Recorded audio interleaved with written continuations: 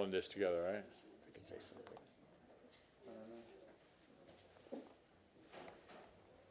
Is that for me?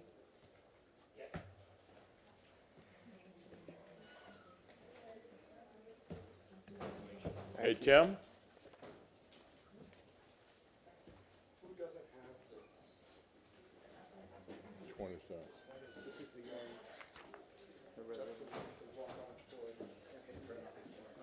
Okay, thank you very much. Let's go ahead and go for roll call again, please.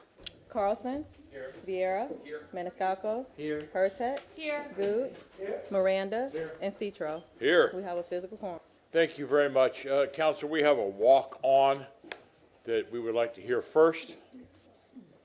Justin Baskey, Senior Assistant City Attorney. Before you is a resolution setting a public hearing. Tampa Preparatory School has requested that the city act as a conduit bond issuer in the amount of $13 million for educational facilities and renovation of those facilities.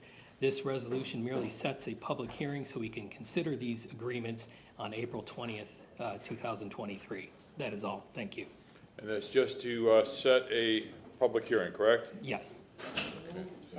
We have a motion made by Councilman Good, seconded by Councilman Miranda. Any discussion, any questions? All in favor say aye. Aye. Is there any opposed? Motion carries. Thank you. Thank you. And you all have the copy of the new resolution for file number, agenda item number 85, file number FDN 22-148-C. Would you like to, just in case we have any comments or questions? I know you explained earlier, and you just changed a time on that date. Anything new, anything different on the resolution? No, sir. Kamaria Pettis-Mack from the City Attorney's Office. Any questions for Ms. Pettis-Mack? Move the substitute resolution, setting the public hearing for 10:30 instead of 1:30. We have a motion made by Councilman Maniscalco, seconded by Councilman Miranda. All in favor? Aye. Is there any opposed? Motion carries. All right, can I have a motion to open the 1:30 public hearing? Second. All right, we will now go to agenda number 86, file number SU1 23-23-C. You want to swear in the witnesses first? I'm sorry? Anyone giving any type of testimony at the 1:30 proceeding, would you please rise to be sworn in? Please raise your right hand.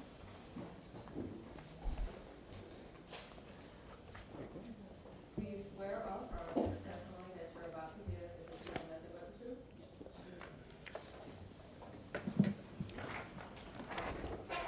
Good afternoon. Kamaria Pettis-Mack from the Legal Department. I'm here in regards to number 86, which is file number SU1 2323 for the property located at 3505 North 34th Street. This is a petition for review that was filed on behalf of the petitioner, Joseph Gibbons. He filed a request with staff regarding a dwelling, single-family attached project. Staff denied the application request on February 8th of 2023 on the basis that the project did not meet the specific criteria in Code Section 27-132 regarding dwelling single-family attached. The site does not have direct access to an arterial or collector street as shown on the major street map. I provided City Council the following items: Code Section 27-132, 27-129, which is the general standards, 27-130, which are the conditions and safeguards, and 27-61, which are the provisions regarding a review hearing. I've also provided City Council with sample motions and the rules of procedure in order to conduct this hearing. The standard of review, according to Code Section 27-61, subsection J3, is the de novo standard of review, which means that the record shall not be limited in its review to that information, documentation, or evidence upon which the special use permit was based. City Council may receive new information. Staff will provide an overview of the application and the decision. After City Council has received and heard all the evidence associated with this matter, City Council can take the following actions. City Council can affirm the decision of the zoning administrator who denied the request to waive the requirement for access to an arterial or collector street, or City Council can overturn the decision of the zoning administrator and therefore waive the requirement to have access to an arterial or collector street. And with that, I will turn the presentation over to Mr. Cotton, who will give you the overview of the project.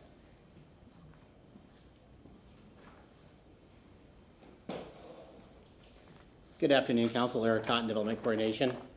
To follow up on what Ms. Pettis-Mackel just indicated, this is an appeal or a petition for review for SU 123-23. Again, the petitioner is Joseph Gibbons. The property owner is 2W Properties LLC.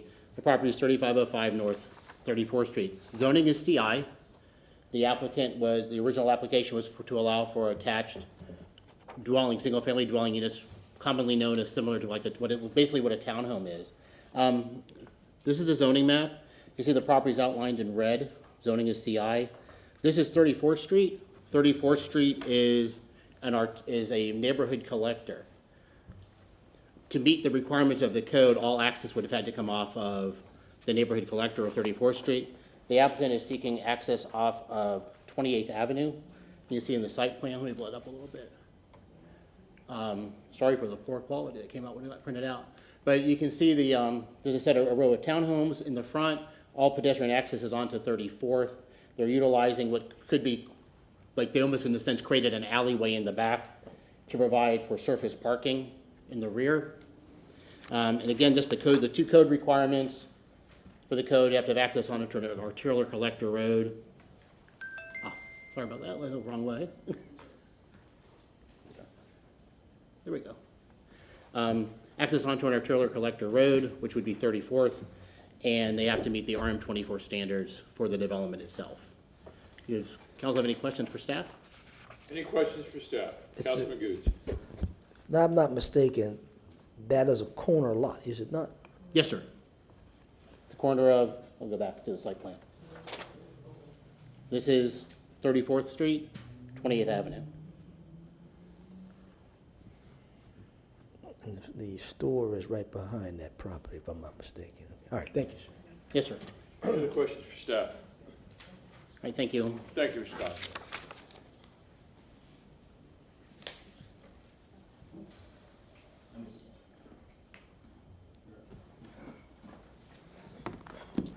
Good afternoon, Joe Gibbons with Gulf Bay Builders. I'm the applicant and hopefully builder of the project. I've got a few old school aerials here I'd like to share. So this is a drone photo that was just taken a couple weeks ago after we had completed kind of the site cleanup. Prior to me purchasing the property, it was filled with approximately 24 inches deep of concrete over the entire site. From what I was told, it was previously several different businesses. As of late, it was a auto repair shop. This is 34th Street. This is the parcel here, and this is 28th Avenue.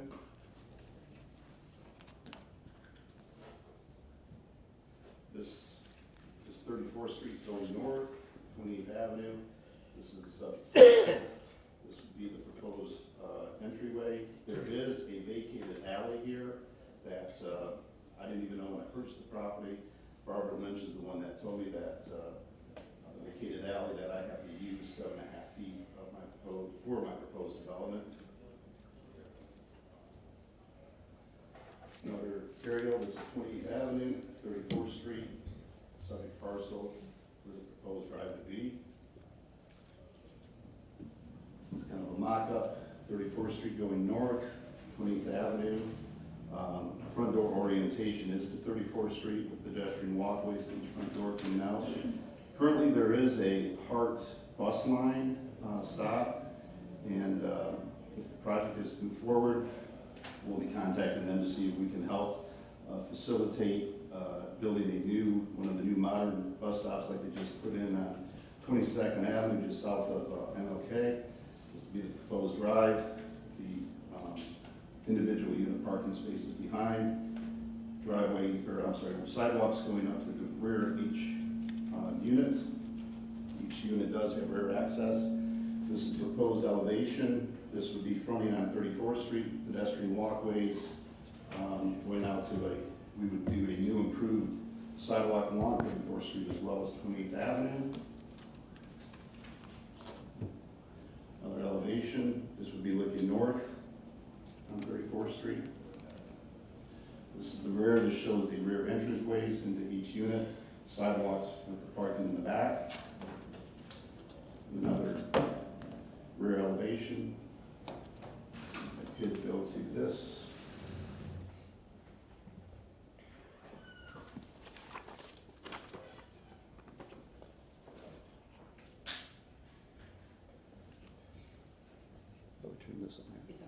Okay, so this is a project that was approved by council 2 years ago.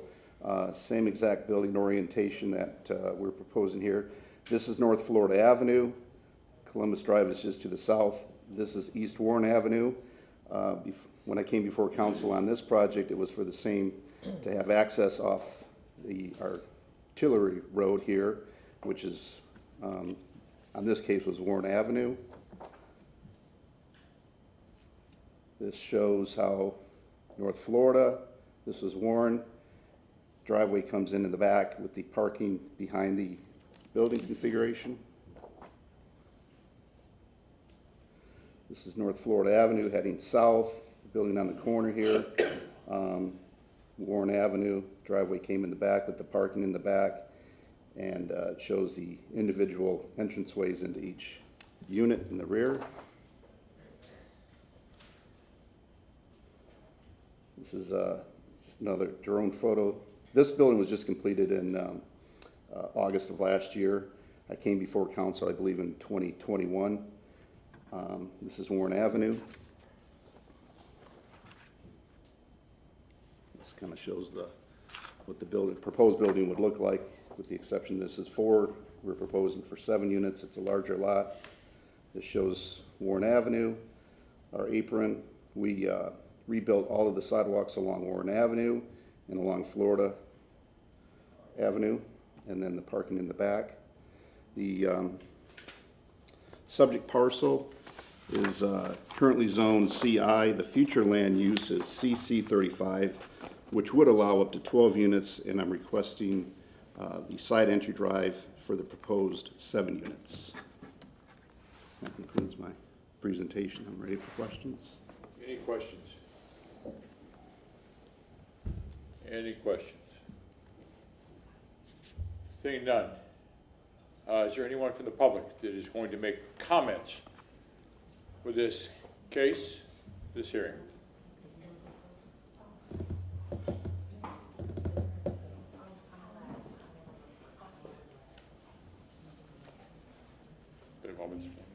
Good afternoon, good afternoon, council. Good afternoon. How many minutes do I have? 3. 3 minutes? Okay, great. Thank you so very much for receiving me today. I am Fran Tate, the president of the Jackson Heights Neighborhood Association and Crime Watch, and I'm here today to speak on agenda item number 86. The neighbors of Jackson Heights are in full disagreement with the construction of the single-family 7-unit attached dwelling slated for the construction at the location of 3505 North 34th Street, Tampa, Florida 33605, in the community of Jackson Heights by the Gulf Bay Builders, LLC, for the following reasons. Number 1, not all of the neighbors within 250 feet of the construction who will be greatly impacted were notified. One neighbor came to me just yesterday with a friendly neighbor notice in hand. No community members meetings were held with the existing neighbors on North 34th Street, nor the Jackson Heights Neighborhood Association. In other words, they didn't come to us. Can we have a meeting, sit down and talk about this project we're planning? We welcome affordable, as Councilman Gould said, attainable housing in the East Tampa area, but we didn't get a conversation with them. We feel the 7 units attached dwelling is not sympathetic to the character nor the charm of all of the surrounding single-family houses. Most houses on North 34th Street have front porches, garages, sidewalks, lawns, and fences. 3 of you came for tours. I think Councilman Gould, Councilman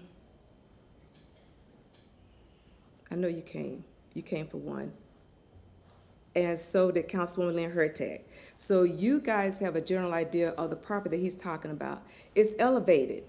There is a troublesome Liberty's gas station that we have been back and forth with, trying to get the loitering down, trying to prevent the shootings, the stabbings, and the robberies up there. TPD is very good at helping us with that problem. But this property is on an elevation.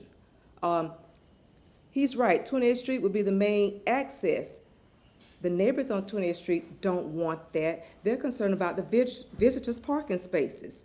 I'm looking at what Mobility Stormwater said, and they said no stormwater system on the site plan.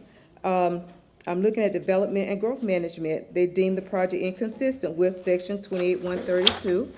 Transportation had a lot to say about it, talking about the visitor parking spaces. There's no room for visitor parking spaces, which if this was built, the visitors will be parking on North 28th Street, possibly on my street, which is Clay Street, and then possibly on another street. There is no room for their visitors. I'll give you 30 seconds more, Ms. Tate. 30 seconds more. Please deny this petition today. They can come back with a better project. Please, we want them to please speak to Jackson Heights, please speak to the community, please speak to the neighbors, please speak to the neighborhood association about this. That is too big of a construction on that little lot. Thank you. Councilman Carlson. Yeah, I just wanted to say for the record, Ms. Tate mentioned that she and her neighborhood leaders gave me a tour. That was about a year and a half ago, and it was not about any specific project. It was just a general tour of the neighborhood, and that was well before this project came out. Is there anyone else wanting to speak? Can you please form a line, my left, your right?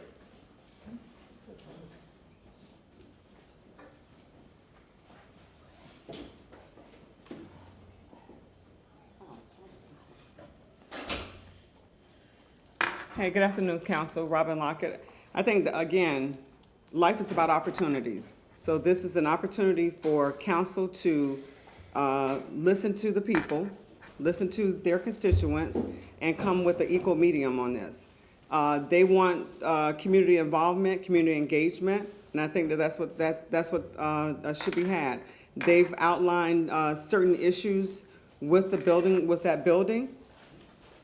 So, and if the developer hadn't had a conversation with the community, then I think that's something that needs to be done. That's very important because those people they're homeowners. They're not renters, they're homeowners. So thank you for your time. Thank you.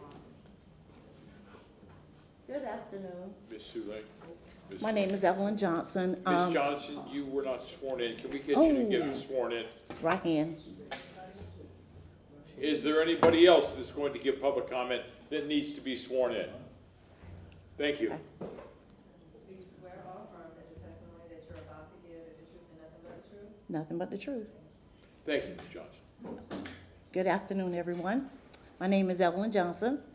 I am a resident of 3509 34th Street, and I'd like to speak briefly about 3509 34th Street, the construction workers, the foundation that was actually where it's finally started there.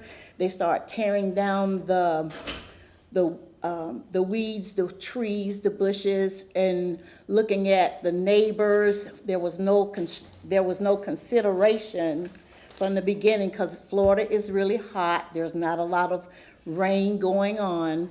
It was a lot of dirt, dust, and they did not have any water trucks out there grazing the ground. People have asthma, they have OCD, they have all kind of health issues. You have some people that are on machines. You have low-income people with bad health. So that was not considered.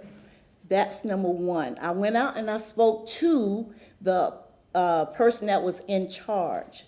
He told me a bunch of excuses that he would get with the water department. They hadn't got there yet, but he would be there to, he would take a couple of days more, just 2 days more, to tighten up the area. And that never happened. Meantime, dust, all kind of things with people with air conditioners. There's a lot of new homes coming up, and you got to think dust, all the new homes, and the people going to sleep, going to work, can't breathe, the sinus, the pollen. Now we got dirt, dust in our vents and stuff. If they're not thinking about little small details like that, and they want to put these big $5,000, $3,000 homes there, they're not thinking about the people. They're thinking about the money. So, and I went out there again to speak with him, and he said, well, you know what, what I'll do, I'll pay you to wash your cars for everyone that was, all the cars that was there. That never took place. This guy got up and just left everybody that was there with the dusty cars, packed his bag up and left. I'm really disappointed in just a construction company. Just a construction company. Their parking, I just found out it was going to be 7 homes there, 7 homes, and each home is about, it's not 2 people for a home, it's around about 3 to 4 people. 3 to 4 people times 7. Johnson, I'll give you 30 seconds Okay, more. 3 to 4 people in one home times 7, and you got all of these people in one home, and 2 lots. Now, this is just 2 lots, not 3 lots. 2 lots, and you putting all this up in one area. There's not a lot of room for this. It's not. It's not a lot of room. It takes a scientist or a blind man to see. It's not. It's all about the money. If it was 2 apart, if it was 3, yes. But 7, no. No, I disagree, totally. Thank you.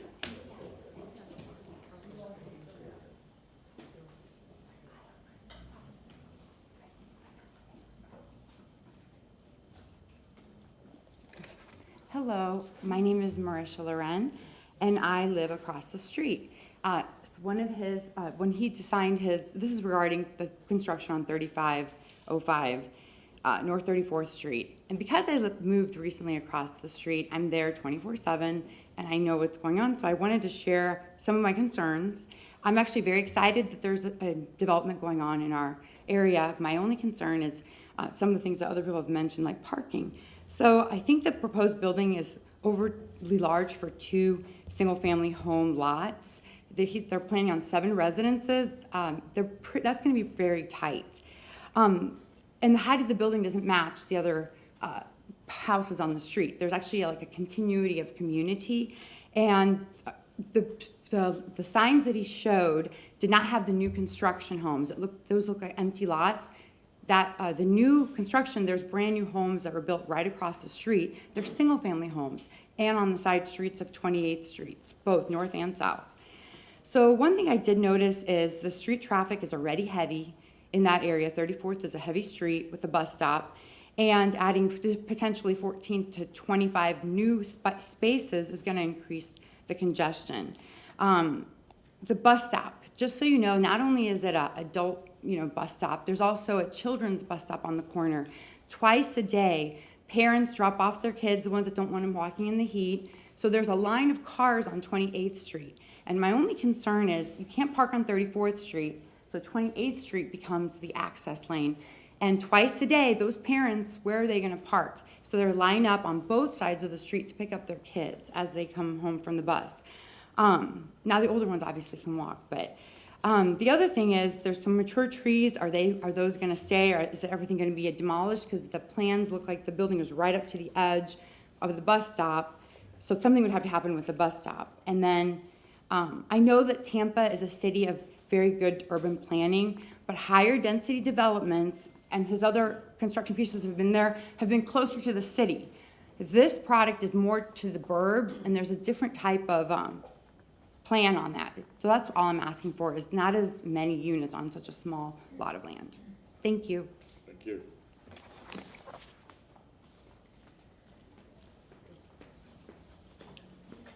Good afternoon, Stephanie Pointer. When you put in a special use one, you're not supposed to have any waivers. I think there's 3. Was there 3? There were 3 issues that were written on the site plans. First of all, there wasn't sidewalks delegated. The other one was there was not enough parking. And then the third one is it's not on an arterial. This gentleman got up here and showed you something from 2021. Guess what? It was on an arterial. So I would ask you, and Ms. Tate called me last night and asked me if I would help out with this. I would ask you, how wide are those 2 streets that they're anticipating they're going to put these extra cars on? When you're talking about 3 bedroom units, you are looking at least 2 additional cars. Most of the projects that we see like this have garages. This one doesn't. So we're not talking about 4 parking spaces per unit. We're talking about 2 parking spaces per unit. But, you know, this goes back to my new issue. We have future land use. We have zoning for a reason. Everybody knows what the rules are. If they don't, and I just did an SU1 with Mr. Cotton, and you know what? Everybody on staff will answer questions. Why do we keep pushing past the no to the parents to ask the parents to give them an exception?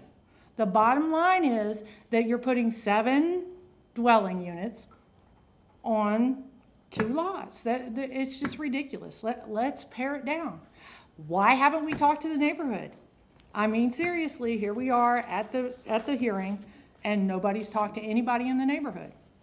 That's a real issue for them.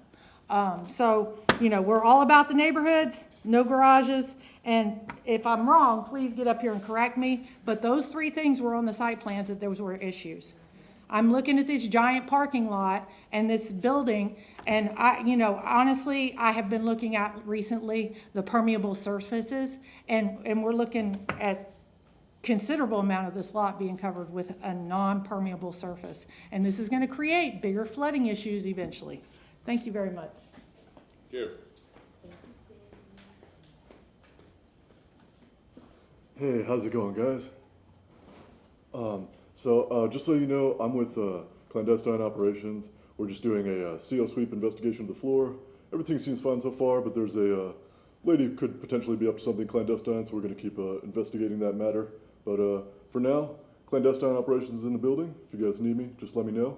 And also, side note, I grew up in Tampa Bay, so I grew up fishing here. I'm good at catching tarpon and sharks and redfish. And also, if you guys know... Sir, are you speaking to this agenda item? Just in general? This agenda item. This is not public comment. This is speaking specifically to this agenda item. Oh, I thought it was public comment. No, we already had public comment. Thank you, sir. Oh, okay. Your name for the record, please. What's that? Your name for the record, please. I'm with Clandestine Operations. I know you stated who you were with, but would you please state your name for the record? Paul. Paul, yes? Paul. Sir, can you give us your name, please? Paul. All right, thank you very much. Last name's Paul, too. It's like Logan Paul, except I two last names. understand. Okay. Do you have to speak to this consent, to this agenda item only? No, pardon, I thought it was a public thing. No, we already have public comment. I got you. Excuse me, Councilman Citro, I had some items I wanted to submit. Can you, go ahead, can you submit them to Mr. Shelby, please? Thank you.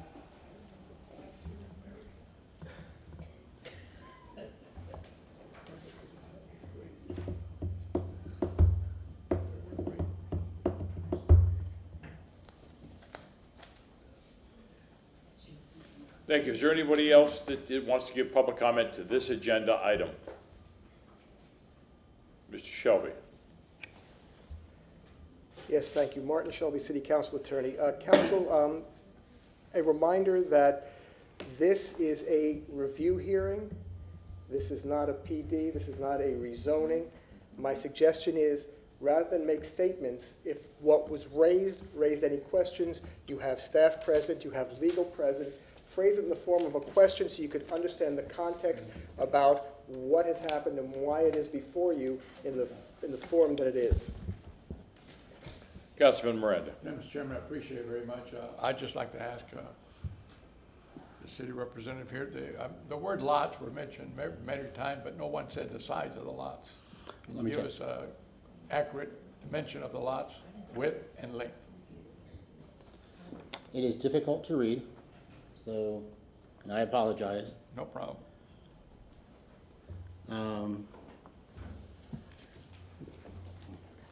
Okay, the applicant's saying it's 137 along North 34th and 130 feet along 28th Avenue. Thank you. I want to reiterate, the property is zoned CI, it's not zoned single family. I think somebody made the comment that it's zoned single family. It's not, it's zoned commercial intensive. That would allow, the uses allowed on that lot would be any commercial intensive uses, the special uses to establish a residential use on the property. Any other questions? Councilwoman Hurtak. So what types of uses, can you expand on what types of things could go on that lot? So commercial intensive is intensive commercial lot is a step below the IG. It's been between commercial general and industrial general. Uses include the general uses like you normally see on a gas station, a convenience store, retail like a Publix or an Aldi or whatever. It also allows car lots, heavy vehicle repair. So it runs it's a pretty wide gambit of what can be put on that property. Assuming they meet all development standards and everything else that goes along with development. Any other questions? Councilman Miranda. If I may follow the same thing. Yes, sir. So we have 137 feet across on 34th Avenue, and the depth is 130, am I correct? Yes, sir. So then if you go by a standard building lot, how does that correlate with what we have there now, looking as a 7-unit apartment or complex residential? Well, since it has to meet RM24 standards, so it has to meet the 25 in the front along 34th, 20 in the rear adjacent to the eastern property line, 7 off of 28th, and 7 off the north. Right. So anything in that footprint can be built. Because these are going to be townhome lots in a sense. The minimum lot size that you would normally have for a typical RS50, RS60 lot, whether it's 50 or 60 feet wide, doesn't apply.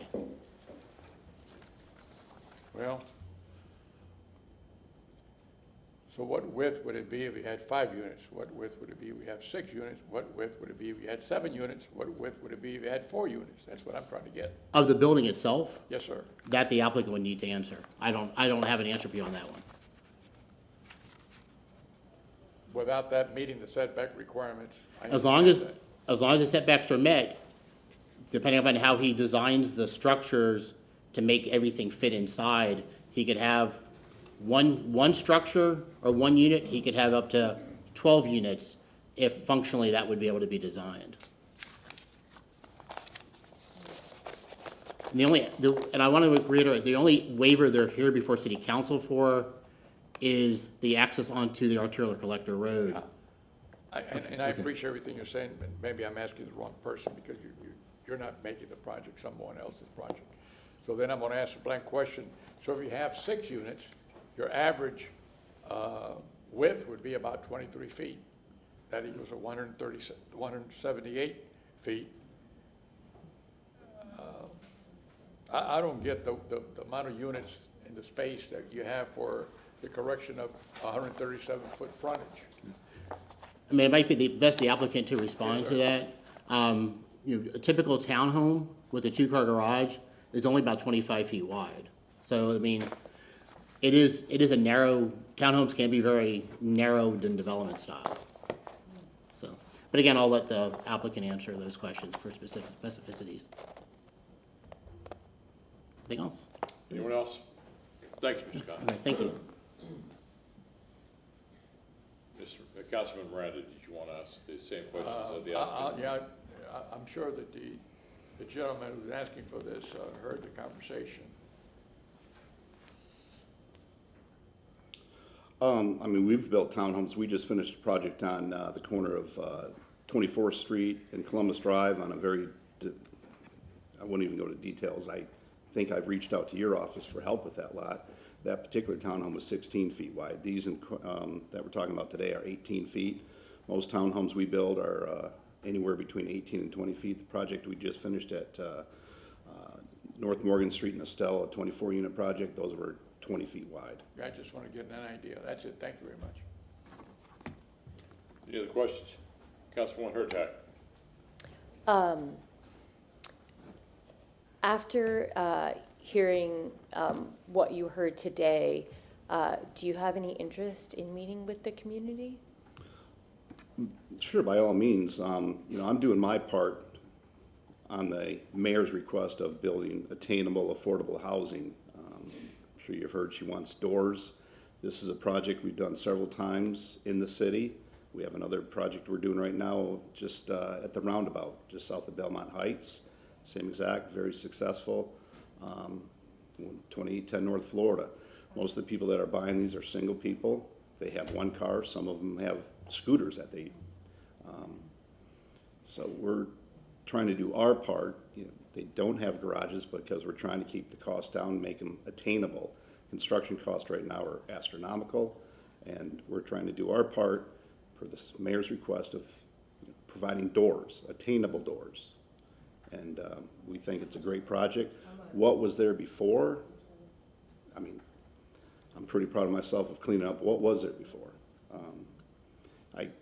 I wasn't there, unfortunately, when my excavators were there. It was a 2-day period of taking out all of the concrete. We requested to have a water meter, but the water department's backed up and they didn't get it there in time. We took 2 days to clear out the site. Councilman Goods. I don't think it's just the mayor's vision of attainable. I think this is this council here's vision of making sure we have attainable, affordable housing in this city. It's not just the mayor is advocating. It's not just the mayor who's advocating affordable or attainable housing. I think this council has been advocating that from day one. I guess the problem I'm looking at is that I know the area like the back of my hand. And the concentration of traffic in that area bothers me. And when I look at the size of this building, and it looks very beautiful. I can't deny that. But for me, looking at the streets of 28th Avenue and 34th Street, in that size building, that's concerning to me with the traffic. We have a school that's right there. It's a recreational center. It's on the northwest corner, I believe. So heavy traffic during certain periods. So I'm gonna listen a little bit further, but I've got a few concerns. Anyone else?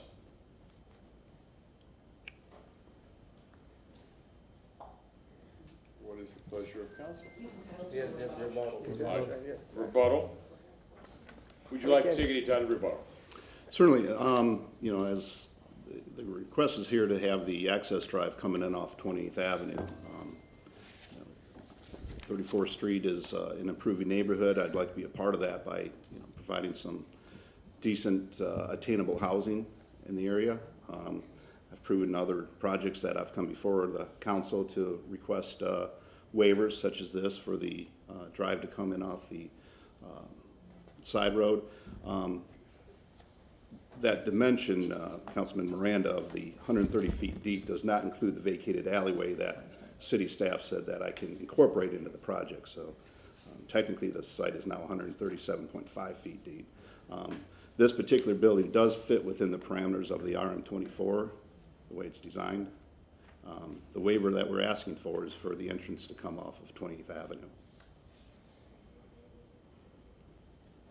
Councilwoman Hurtak.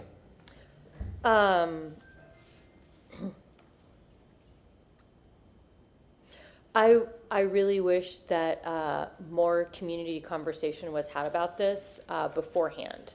That's where I'm stuck right now. I think it would be wonderful if you could have that community conversation.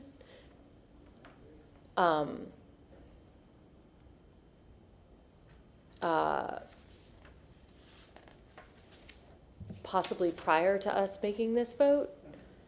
I think that might, You've got to make a decision today. yeah, okay. Can, Mr. Chairman, Decision made today. the case before you is what you have in front of you. This is a review hearing of a zoning administrator's decision based on a Euclidean rezoning. And what you have, again, is the requirements in the code, from what I understand from Ms. Pettis-Mackle, have been met to be able to bring it before council. We didn't talk about the issue of notice and the like, because it's not the same kind of notice that you would necessarily have in a rezoning.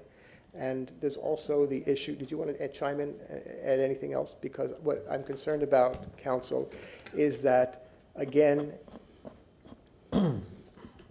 if there's anything to be specifically accomplished relating to the decision that you have in front of you that has to be made, that might be accomplished by a meeting with regard to the access, then that's the petitioner's, or the petitioner's request if he wishes to do so. Again, there's no obligation in the code in this circumstance that he is required to do so. So again, also a reminder that whatever decision you do base has to be based on evidence, not on your personal experience. If it's something that you want to cite to, you have staff, you have the applicant, and you have people who've spoken who may be able to provide you the information that you may need in order to base that decision. Okay, thank you. And Ms. Ms. Pettis-Mackle. Go ahead. Kamaria Pettis-Mackle from the City Attorney's Office. And again, I just wanted to remind City Council, this is a review hearing of a decision that was made by staff. This is not a rezoning.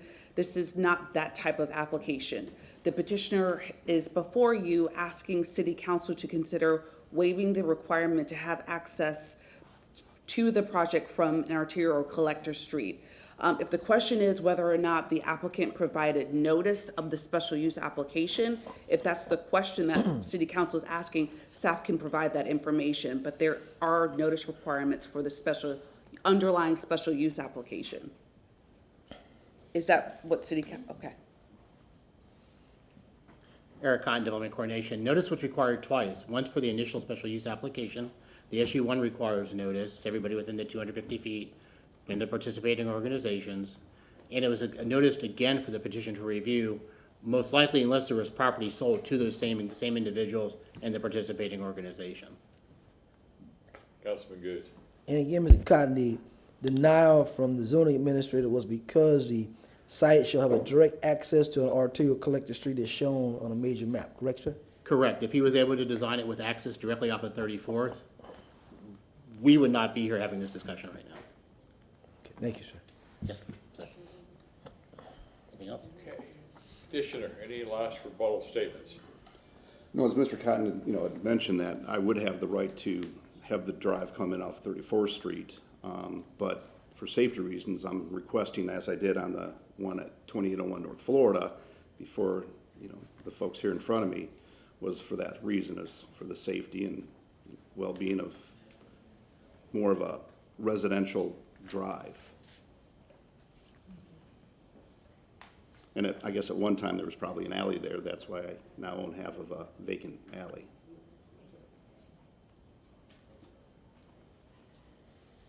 Thank you. Second. We have a motion to close by Councilman Vieira, seconded by Councilman Maniscalco. All in favor, say aye. Aye. Is there any opposed? Motion passes. What is the pleasure of council? Councilman Maniscalco.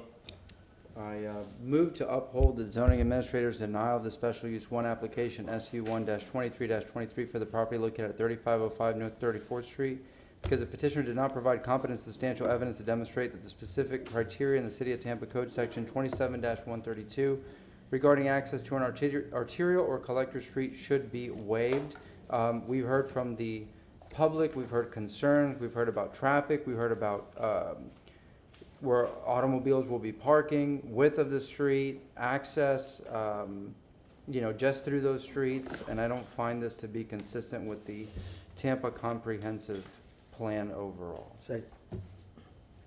We have a motion that has been made by Councilman Maniscalco, seconded by Councilman Goots. Is there any further discussion? Let's have a roll call vote, please. Hurtak, Yes. Carlson, Yes. Goods, Yes. Vieira, Yes. Maniscalco. Yes. Miranda, and Citro. Yes. Motion carried unanimously.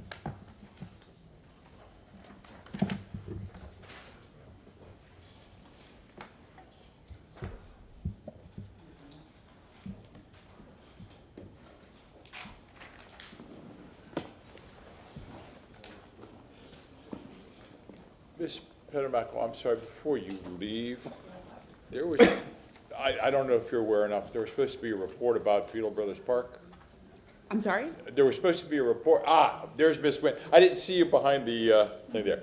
Never mind, thank you, Ms. Pettimaco. Ms. Wynn, you're going to, I believe Chief of Staff wanted to give us a brief update on, Fiedel Brothers Park. Yes, sir. Osir Wynn, Administrator of Neighborhood and Community Affairs. I'll have our staff members, Sharisha Hills and Chris Thompson come and give a report, and I'll be available to answer any questions, further questions if needed. Thank you. Villa Brothers. Do you have Villa Brothers? Excuse me, Mr. Chairman. Councilman Goose. I think the folks in the audience are confused. Maybe you want to let them know what just happened? Yes, it was rejected. We sent it back. We upheld the magistrate's decision. No, it was the zoning administrator's The decision. zoning administration, I apologize. We decision- denied the We application. denied the application. The petition for review was denied, and the decision of the zoning administrator was upheld. You won. You won. You won. We still want them to build, just maybe not 7. Thank you so much. Yeah, right.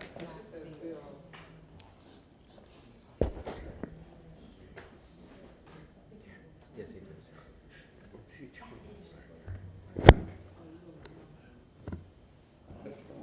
Do we We say went- anything? No, y'all done? No. Vámonos. But we can talk to the builder, right? Te vas. Yes? Yes? It's his land, we can still.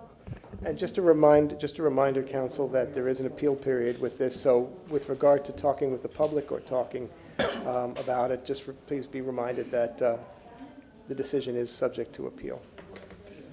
Okay, we are going to get a brief update on Villa Brothers Park. I'm ready. Good afternoon, Council. Sharisha Hills, Director Parks and Rec. You guys able to see that? All right. Just here to give a quick update on Villa Brothers Park and where we're at. I think everyone received an email regarding it, so I just wanted to provide an update of where we're at with it. I'll give you where we're on track with. So we're still on track to have a May 2023 ribbon cutting. Some of the areas there that have been completed, pickleball courts, installation of fitness equipment, surfacing, installation of playground equipment. Some of the challenges we've had, but still keeping us where we are for May. You'll see some of the challenges. Initially, our original contractor had defaulted, so we had to hire a new contractor. With that, we had supply chain constraints. But then you can see the other challenges, picnic shelters that were ordered last year, but had still not been delivered, and just some of those orders being delayed there.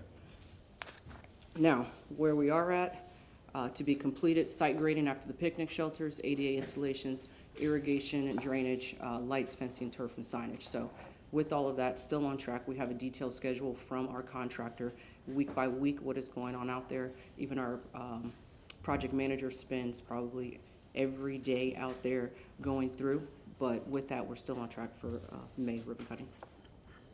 So. Any questions for Ms. Hill? Councilman Maniscalco. Thank you very much for that update. Of course, you know, Villa Brothers, and I'm in constant contact with the neighborhood. My question is on the picnic shelters that were ordered, tables, benches, trash cans that were not delivered. Have we paid for those, or do we pay for those upon delivery? Christie, do we pay? Delivery. Okay. I understand the supply chain situation through COVID, through all the delays that we've had years ago, but I'm assuming these are all made in the United States, so I don't know. I'm not blaming you, I'm just saying, what's the holdup for very simple things, like a trash can, or picnic tables, easy to assemble? I know that this project has been delayed, and you've explained it, but, the neighborhood is waiting for this, and again, I speak with that neighborhood multiple times a week, and they're waiting patiently. So thank you for being on top of this. I'm going to continue to be on top of this, and I'll just relay the information back to the folks. Okay, and I will make a statement that the park, we've tried to keep it open as long as we can. Yep. We put temporary fencing up there that have been ripped down, so there is a point where it's coming next week where a portion of that park will be closed so that we can safely complete the project. A portion of the park will continue to be open, including pickleball courts and restrooms, but there is a portion that needs to be closed in order to safely finish. So it's not a full park closure? No, sir. Okay, and that was a misunderstanding that we had when we saw the notices. Folks thought that we were shutting down the park, and summer's coming and the kids are gonna be out of school and they have no place to go. That's good to know. No, Of course, we wanna keep people safe, and we don't want them, kids going into active construction zones, so I get it. Thank you very much. You're welcome. Any other comments? Councilman Carlson? Yeah, I think, I know you're coming back with the master plan in May, but I think somehow we have to make sure we get feedback from the community about the changes and priorities that are going on in the parks.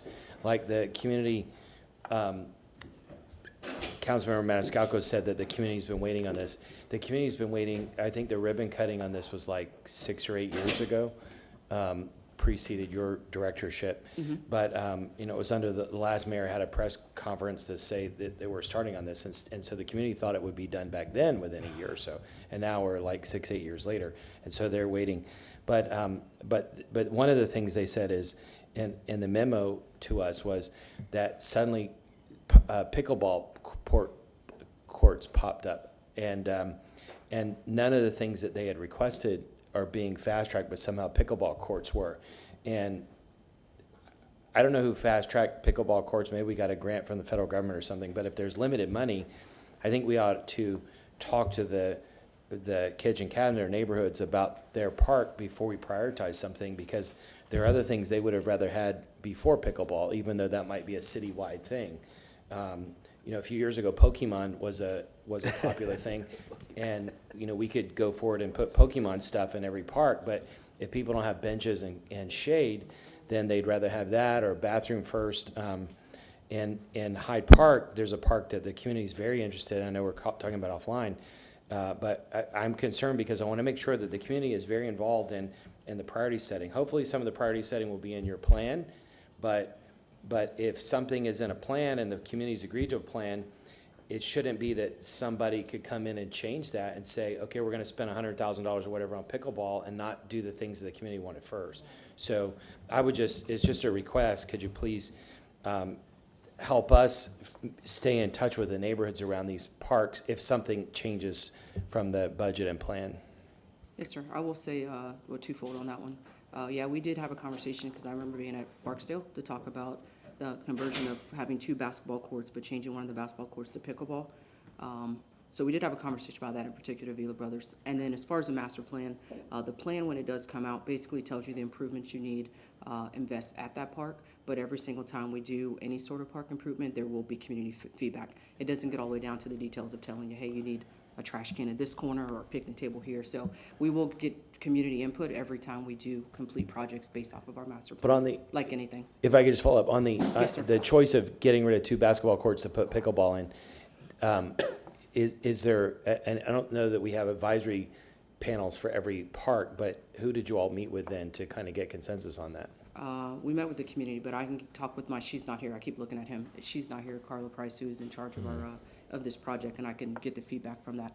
Yeah, they're kind of natural leaders on every one of these, but let's say on this one, if Sandy Sanchez and Martha Vila say, this is what we want, there are still other constituents around that we need to consult, just like on some of these other parks. But no one constituent should be able to come in and just change something like in the Hyde Park, one of the neighboring constituents wants to suddenly change something that the community doesn't know anything about. And we just need to make sure we build consensus somehow. I don't know what process that is, but I wish there was some at least ad hoc process where we could make sure that the neighborhood leaders at the very least and others are invited to hear about the changes and adaptations of what's happening in those parks. Absolutely. Because as you know, especially because of COVID, parks are more important than ever to people.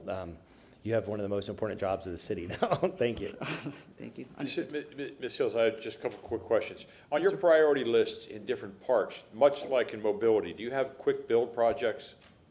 Yeah, so they prioritize them, but you'd have to do some that are quicker build depending on what the design is and what the improvements are. So that if there is a quick build project that's not very high up on the priority list, it can be accomplished before, say, a brick and mortar building? It could be, depending on what it is. Especially with limited funding that we have. So if we get more people to the park, those quick builds will attract more people to the park. This company that defaulted, do you know, I don't need names, have they been working with Tampa, the city of Tampa, for a while, or was this a one-time project for them? Not sure. I would Okay. have to go back and Can find you out. can you get us information on that? And can you also get us the special reason why they were hired to do this? Gotcha. Because if this was a one and done, and they defaulted on us, maybe it would be more advisable for the city to stick with companies that are reliable instead of a special reason why we hired. Okay, I can find out. Thank you very much, Ms. Hills. Any other comments or questions? If I may ask you to make sufficient copies on the progress that you're doing.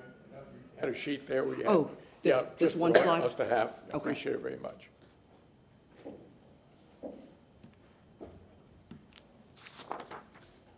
Good? I'm good. Everybody else good? Thank you. Absolutely. Okay. I might have the next one. I don't. Okay. Where are we going to now? I know there's a lot of things that were added. I'm sorry? Let's go to 90. Thank you. So we're going to start back linear now. Number 90.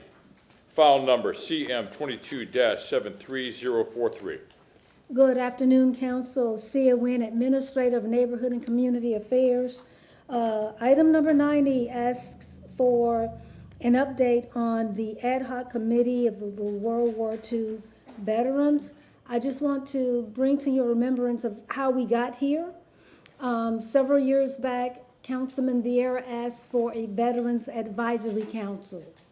Since then, or after that point in time, Councilman Carlson asked for a Veterans Ad hoc Committee that can really entertain the interests of the Tampa Union Station with the soldiers of World War II coming in, capturing stories, putting up a monument, or something of that sort.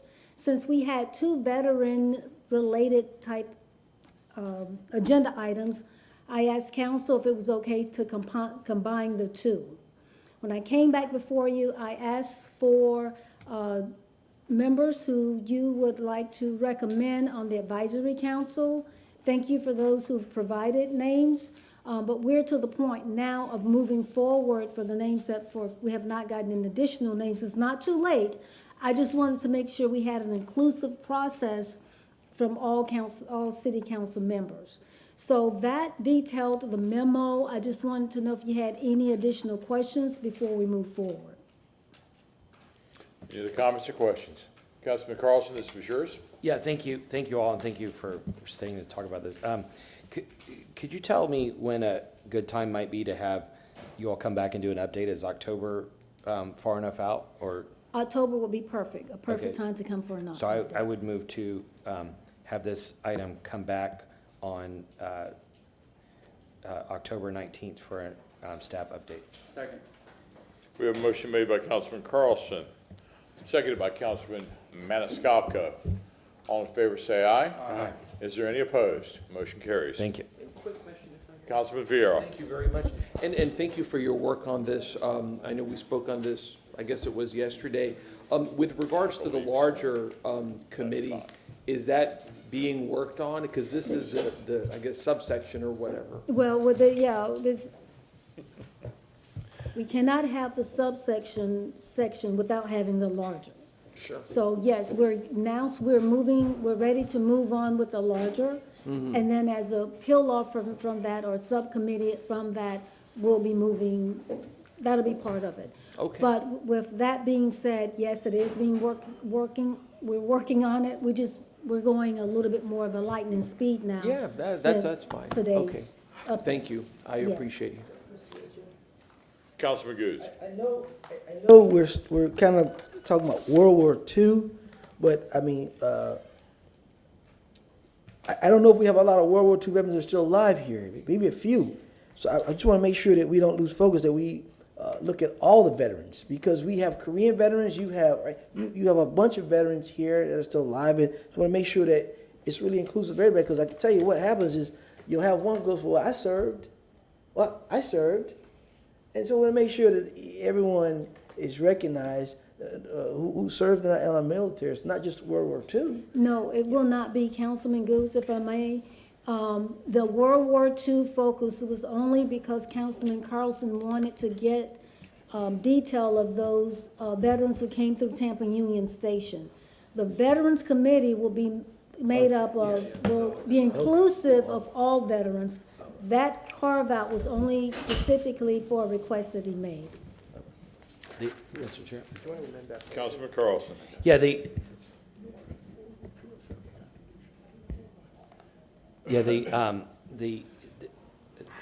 Mormino is the expert on this, but he said that, every building, when you're trying to tell the story, when you see a building, you see a nice building and you might like the building, but if you know the stories behind it, then it's more meaningful. So the idea here is that before we had an airport, the World War II soldiers had to leave and come back through Tampa Union Station, and so there are a lot of memories around that, and that's separate from the Veterans Committee, which will have everybody.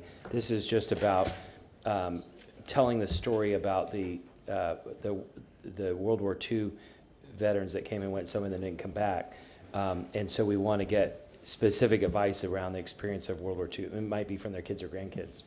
Good. Okay, Councilman Carlson, are you satisfied with this report from Ms. Nguyen? Yes, thank you very much. Thank you. We'll go on to agenda item number 91. Ms. Nguyen, you're there, file number CM 23-80348. We pass these out to council Yes. members. Yes, sir. We were asked to provide a report on the differences between the Mayor's Youth Council and Teens Leading Change. We met with each of you. We provided that report, and we're here to entertain any questions. And I know that Councilman Goose had some additional concerns. Councilman Goose? Thank you, Mr. Chairman. Be recognized. CT, could you go to the monitor? Let me first by saying to Ms. Hills and Ms. Nguyen, thank you for the hour and something meeting yesterday. I appreciate everyone was able to be candid with one another and understand what the focus, the real focus is at this particular juncture. And I'm real appreciative that you were acceptable to what I was saying and what the community, the kids, and the employees are saying. And I really appreciate that. CT, I want you to put up on the monitor. Okay. The whole premise of this whole discussion is I know about both programs. In 2019, I talked about and asked financial officer who was the chief of staff at that time, Mr. Ariel, and the young lady, Miss Molly, had a meeting in reference to the differences with the program that what people were saying then. I thought we would get some change, but that didn't happen. I later on in about 2021 asked them to come forward with a presentation of the programs, thought we would get some kind of traction. That never happened. And this recently, it was brought to my attention. I got a call and a letter from some folks in reference to why is it that the Mayor's Youth Court seems to be the elite program of the city and the TLC program seems to be the underlinked. Why is it that the Mayor's Youth Court has funded dollars in a budget and the other kids don't? Why is it, and again, as I look at the screen, if you look at the screen, Jim, you can see some of the things that they were telling me, and we jotted down. I told Ms. Nguyen when I met them yesterday I would have them, and you can see how they talk about the NYC has consistent access to the mayor and the administration. TLC requests are usually denied. The mayor, NYC is afforded constant access to the mayor, and are invited to attend almost all the city events. Can we get on the screen, please? Right? We talk about NYC participants are invited to serve as hosts at the City of Tampa event at convention centers. TLC is not. Participants are offered intergovernment courses. NYC is the only group that can represent the City of Tampa at national and Florida League of Cities conferences. I have a big problem with that. TLC teens has to work with fundraisers. I've heard many times these kids are fundraising, which I don't understand that. If a city program, it should be budgeted equally as the Mayor's Youth Court. NYC is allowed to have social media sites, especially for them. TLC cannot. I don't understand that either. NYC can have its own YouTube channel, share, promote their program. TLC cannot. Has multimedia equipment to produce their own content, cameras, laptops, drones, can purchase multiple polo shirts for participants, pays for an annual retreat for participants. They have a dedicated coordinator. TLC does not. And again, the participants receive, my biggest thing is if you were going to say this is an elitist program over here, I want to make sure the equity is over here for the other program, but also you look at the criteria, and I'm going to show the criteria in just a second. While I feel that I always hear where they're struggling getting kids, but I see kids come from some of these affluent schools, and I have an issue to where what I call a roadblock. And when you look at the criteria, I see roadblocks. When you look at the TLC criteria in the Mayor's Youth Court criteria, you talk about backgrounds. When I hear the word background, that means a roadblock for some kids. That means a roadblock for some kids. I don't think, a kid could have made a mistake, couldn't have been a criminal mistake. But again, that doesn't preclude them from having an opportunity to get into the Mayor's Youth Court. If you have employees who tell me, well, we have good kids, and we've asked time and time again, why can't one of our kids who we suggest can move into the Mayor's Youth Court? Apparently they've been denied that. My thing is to look at, we can have equality. That's all. We talk about equality all the time. But the basis is equity here. What I see here with these two programs is a lack of equity. A pure lack of equity. As we talked yesterday, Ms. Wynn and Ms. Hills, you talked about TLC is bigger and it's growing, and kind of the focus of the program has changed a little bit. So maybe it's time for us to make the change. And I hope now that we will. Not downing the Mayor's Youth Court, I believe it's a valued program. I think from when Pam Morrell got it and was moving, it had focus, and through different mayors, it has changed a little bit. But in some people's eyes, at this particular point, people believe that is an elitist program for certain kids, for certain communities. We talked about, you heard some parents call their kids who've been in the program, but I've seen some kids don't have automobiles to be in the Mayor's Youth Court. They can get to their meetings at 3:30, 4 o'clock. They don't have the transportation to do that. So I'm asking that you take this back, Ms. Wynn, because I know you always kept your word with me and Ms. Hill, that we look back and look at how we can strengthen, add an equal budget, look at some of the criteria of the Mayor's Youth Group and TLC. It doesn't have to always be to where it's going to be perfect to where each program is going to be a niche, because TLC does have a niche for certain things. We talked about that. So does the Mayor's Youth Court. But some of the things can be equal and equitable. A lot of things I see can be equal and equitable. Because if you're saying that the Mayor's Youth Court only takes about 12 or 13 kids, then okay, maybe 6 needs to go from the Mayor's Youth Court and 6 come from the TLC group, and they go to Washington, D.C., to the National League of Cities, or the Florida League of Cities, or to Tallahassee, where the other group just went to Tallahassee. They had a sponsor to help them get there, praise God. But I think that they deserve the opportunity to understand about a little city government too, not just kickball and baseball, some of the things they do. I know they have some other programs within TLC, but I think some of those kids eventually would like to be possible city employees or go into city government as well. So we can't exclude them from understanding how it operates. And the main thing that hurts me is that when I have the actual employees that tell me they feel that the program is unbalanced, is unequal, that's a concern. But when kids, it's kind of like if I got 2 daughters and one daughter tells their friend, well, daddy treats me differently than he treats you. And that's what I feel like this is here right now, that one program is treated different than others. Then that's the perception. Maybe I might think that, but the perception is, and where it's perceived right now, it is. And from what I see, when I look at the schools that the kids are coming from, to me, that's my perception. That's my reality. That's why I've been preaching this since day one. So I'm going to make a motion, Ms. Nguyen. Again, we talked about it yesterday for a while. And I think you and Ms. Hills kind of see my eyes, what we're talking about in some of the things. You've heard some of the parents, you have a mayor's university, but nobody knows about the TLC kids. That's a problem for me. That's a problem. So, like you said, eyes are opened. I think you guys' eyes have now been opened because you've been hearing it. I think now we can kind of sound the alarm that we have to look at both programs. And again, both programs may be married differently. I don't have a problem with that. But I have a problem when some of the little trinkets are given over here and the other kids don't get those trinkets as well. So that's why I'm looking at those trinkets. It could be structured with curriculum differently, but I think when I look at the trinkets, that's the equity that I believe is missing. So in the end, before we finish that, I'm going to make a couple of motions, recommendation that both programs be reevaluated. Also, that a budgetary of equal or better value, depending on the programs, be implemented in the upcoming budget, so both programs can survive and be able to partake in going to places and doing other things equally and equitably. So I'll be making that motion at the end. Councilman Maniscalco. Thank you, Councilman Goose, for bringing this up.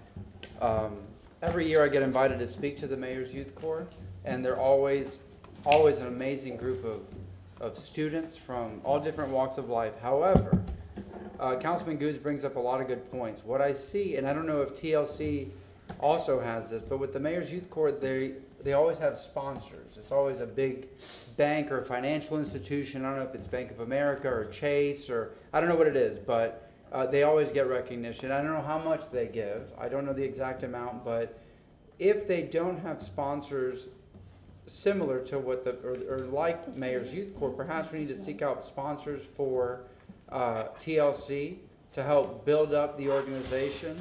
I see the criteria is different. You have teens 13 through 17. With the Mayor's Youth Corps, it's different, grades 9, 10, and 11, from a limited amount of schools throughout Tampa. TLC, you need a current rec card. Not everybody can get that rec card. But Councilman Goods is right. We want to lift up our youth. We want to encourage and inspire our youth. The Mayor's Youth Corps is an amazing program because it takes kids from here to Washington to all over. They see all departments of the city. They meet with the mayor all the time. They're very active. I see them at the T-Mob across the street. But if we need to budget more for TLC, or if we need to seek out sponsors so we can make it more equitable, it's only beneficial. There's no downside to it. And we can really help a lot, broader base of the community that is not as restrictive in the criteria for selection, and we can just diversify and build that equity. So thanks for bringing it up. I've seen the Mayor's Youth Corps firsthand for many years. It's great, but we can spread the love to, this other group so we can reach out to more young people. Ms. Wren. Yes, I would just like to say that the Teens Leading Change does have a small sponsorship, but we will look at increasing that, and we have put in a budget request just for Teens Leading Change as well. So just want to let you know that. And in terms of the rec cards, if there are any kids or students, young adults, who cannot afford the rec cards, we'll give them to them for free. So they are, we do provide that. We do not want the fact that you're not able to get a rec card will be a hindrance for you to participate, and not only in Teens Leading Change, but in any rec program. So, thank you. Councilwoman Hurtak. I'll be honest, this is one of the first times I've heard of Teens Leading Change. And I'm still not clear. These mission statements don't really show the difference. So I don't know why we have two programs instead of one. Or if we have the second program, how it's different than the mayor's youth corps. So I think it would be great if we could, when coming back, just really clarify really what the differences are. If we're focusing on one, I see sports and educational endeavors and special projects.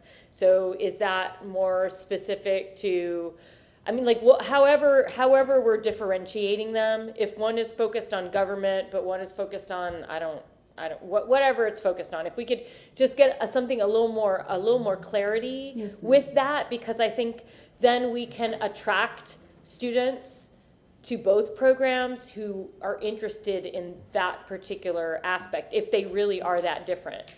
Right now, I don't see the wild difference, but I also do agree overall that yes, more funding for both. We should really absolutely reach out and really try to, I agree on expanding the opportunities and encourage other schools and other students to participate in Mayor's Youth Corps than what are traditionally done.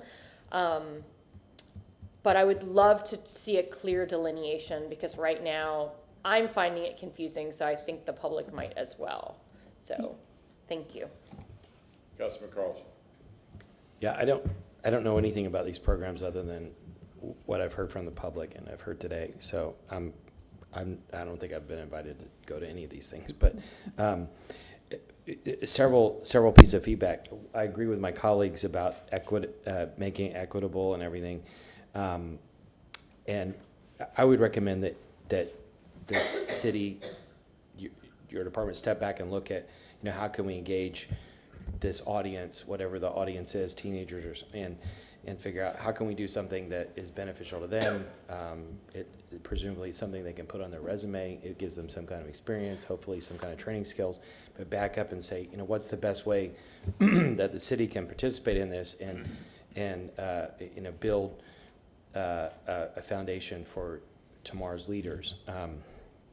We probably all were part of the programs like that when we were kids, and it's critically important. And if you all need funding, we can help go to the private sector, or each of us, or through CRA or whatever. Let us know, because this is a really important thing. I object to things that are called mayors, and I understand why previous mayors did this. But and it is prestigious to have mayors, but I wish there was some other way to connote prestige other than that, because especially that the public is demanding that city council and the mayor get along. I wish there were ways that it would be more inclusive also of city council. Maybe somebody from city council is invited every year to do it. I've never really heard of these programs before. It would be great if it was something related to the city, and we could build some kind of prestige around it. And if you all want help with branding, I'm happy to sit down with you. Two quick things about branding. I would get rid of TLC. TLC has other connotations which are fine, but maybe somebody was trying to be cute or it was an accident. But if you called it Teens Leadership Program or something, something that's prestigious, if that's what you're trying to put, if it's something that a kid can put on their resume to get into college or a better high school, whatever, something that goes along with that. We talked about that, Mr. Carlson. And TLC has other connotations which I wouldn't use. The second thing is branding 101, don't use initials. You shouldn't ever use initials. Ideally, names would be less than 5 syllables, ideally 2 or 3 syllables in a short form. But if you have NYC, it looks like something else. If it's TLC, it can potentially mean something else. So it's better, even if it's more than 5 syllables, it's better to spell out the name and have some other kind of symbol. Imagine I'm just putting it as a placeholder, instead of NYC, if you had some other kind of official looking seal, not the city seal, but an official looking, important looking seal, and it said Tampa Youth Corps or City of Tampa Youth Corps or something. Mm-hmm. Something that they could be proud of to have the logo on. It depends on what you're trying to do. If the one on the left looks like it's a fun summer camp, and I don't know what it is. Maybe that's right, but just some feedback on branding. Next, the last thing is I heard some things that concern me. Essentially, what people, correct me if I'm wrong, what people from the public said is that black kids are cleaning up trash and the white kids are meeting with the mayor. Can you tell us, is There are that, two different programs, Councilman. that was a different program? Yeah, we're trying to combine, that comment was made, but there's a combination of two programs. The cleanup trash, that program was a jobs program grant. Okay. And this No, is that's not one of strictly these. leadership. Okay. Yeah, getting kids together, so they're two different programs. Okay, just a reevaluation of, if we're engaging kids in lots of different ways for different reasons, it might be worth a strategy session, and we could give you our input on it too if you want, but just input into the branding of them, how it should be structured, and I would recommend maybe focus groups with parents and or kids to hear back from them on what is meaningful. If the goal of that program is to provide summer jobs, that's great, but we need to make sure we do it in a way that doesn't look like it's discriminatory or demeaning. And on these programs, we could, if the idea is to help them put something procedures on their resume, I think we could do it differently. So I'm happy to help if you want. Thank you. Yes, sir, thank you. Councilman Goose. And that's the thing, Mr. Carlson, when a kid goes, the mayor youth court on their resume builder, it's different than a TLC, I want these kids to be able to not play kickball and basketball, and I know they have the arts and some other things they do, but to be able to have some other governmental experience to say, I did this in this program, and it's a City of Tampa program with a meaningful name, like you said, and that way they can put that on their resume, because some of these kids are going to college too. They're not all kids just not going to go to a trade school or just go get a job. Some of them in this program with Teen Learning Change does help those who may just be getting a job. They have some of the skills, but I think this program here could be more. Yeah. It could be more, and if you would still want to have this prestige mayor's thing, that ain't my issue. My issue is to make sure that it's equitable and they have the same type of opportunities to be able to put these things on their resumes. So that's what I'm looking at. And again, if nobody has a comment, Mr. Chairman, you want to check, I would like to just go and make the motions. Everyone is commenting on this thing because it's very important. Mr. Chairman, I have your question, sir. Please. Ms. Wynn, I'd like to you to take back to the administration the recommendations I've submitted, recommendation of this council, and come back with some upgraded changes as it relates to the programs, both programs. Also, the budgetary requirements of adding them into the budget to have equal. I know the teens have a little bit more kids. That might be a little bit more money, but it's okay. But making sure that there's money from the city budget that are helping our kids and bring that back with those recommendations, those possible changes to those missions, statements to both those groups. And I would say no more than maybe 60, 90 days. So how much do you need? Councilman Goes, I think 90 days will be out. Give me 90 days out. I won't be here, but I'm sure my colleague will hear, Mr. Carlson, will make sure that, and I'll be at that podium when it comes back to make sure that we get it done, because it needs to be done. July 13th? Ms. Yes, sir, that'll work. Thank you so much. So you should, it's good for you? Yeah. All right, July 13th. And again, that's the motion on the floor, sir. We have a motion made by Councilman Good, seconded by Councilman Maniscalco. Any further discussions, Councilman Miranda? No, I was just thinking July 13th is the first time back, I believe, after the vacation, isn't it? I want to make sure that they get equal time, because that's going to be a big agenda. I guess. I'm not sure. Right now, that will be the first. Oh, good. I want to make sure. Thank you very much. You don't take vacations, I thought. I said the calendar said that, not me. I said I take vacation. I said that was a vacation. I'll straighten out your hearing. I'll send you to my doctor. Doctor, don't hear. He doesn't hear at all. For the comments, if I may, Councilman Goose, thank you for bringing equity to these two programs. I applaud you for that. I don't want to take anything away from Ms. Biebel and what she has done with the Mayor's Youth Corps. I have been with her on several occasions over the last 4 years at Florida League of Cities, Miami, Orlando, and other places around, and at National FLC. And the Mayor's Youth Corps has represented the city of Tampa very, very well, especially in debates, discussions, and their performance. So can we have a roll call vote, please? Carlson? Yes. Goode. Yes. Viera. Yes. Maniscalco. Yes. Miranda. Yes. Hurtak. Yes. And Citro. Yes. Motion carried unanimously. Mr. Chairman, Councilman and Goode. again, Ms. Nguyen and Ms. Hills, thank you for the time you spent in the honest conversations. I appreciate that. And again, nothing taken away from the Mayor Shuko or Ms. Smiley. I think she's done a great job. But, you know, again, we talked about all eyes being open on both programs now. And I think the programs are changing, they're growing, and we just need to put another light on it a little bit. Yes, Thank sir. you again. Okay, agenda item number 2, file number CM 23-80619. Yes, Osea Wynn, Administrator of Neighborhood and Community Affairs. Council asked us to come and provide an update on the East Tampa Recreation Project. I will have Sharisha Hills and as the owner of the project, and Chris Thompson as the project manager to come and provide an update. And going forward, you'll see this format. If you recall, we have an executive sponsor, that's me. We have the owner and we have the project manager. So all of the parks projects, you'll see this format. Item 2 or 92? Sorry. 92? 92. 92. It's got item 2. Yeah, somebody said two. There we go. All right. Good afternoon, Sharisha Hill, Director of Parks and Rec. As Ms. Administrator Wynn said, we're just going to give you a quick update of what we've done so far and completed with this project, and then what are the next steps. So I'm going to have Chris Thompson go ahead and step up and tell you what we've done and then what to expect on the upcoming months. Thank you. Chris Thompson, Parks and Rec Landscape Architect. So far on the East Tampa Recreation Project, we have vacated all necessary streets to complete the project.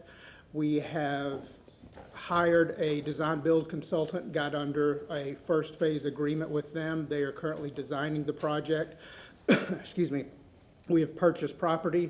We have demolished a large building to make way for improvements down at the south part of the site. And we have now held 3 public meetings. Back on February 15th, we had our first public meeting with a little over 100 in attendance and some meeting virtually. And we gathered input from the community at that time. That input was compiled. The consultant took it back and created a list of what they heard, what was most important from the community. And then they created 3 concepts with that. And before they presented that, they actually also got input on February 18th from the children. Met at Fair Oaks, and they had lunch, and children were provided different professionals to talk to, and it was sort of an open discussion, and they found out what the kids actually want in the area, what do they want to see, and how do they envision it. They compiled the adult information with the children's information to create the 3 concepts, which they presented on March 14th at our 3rd public meeting at Middleton. And those 3 flexible concepts were then discussed out in public forum.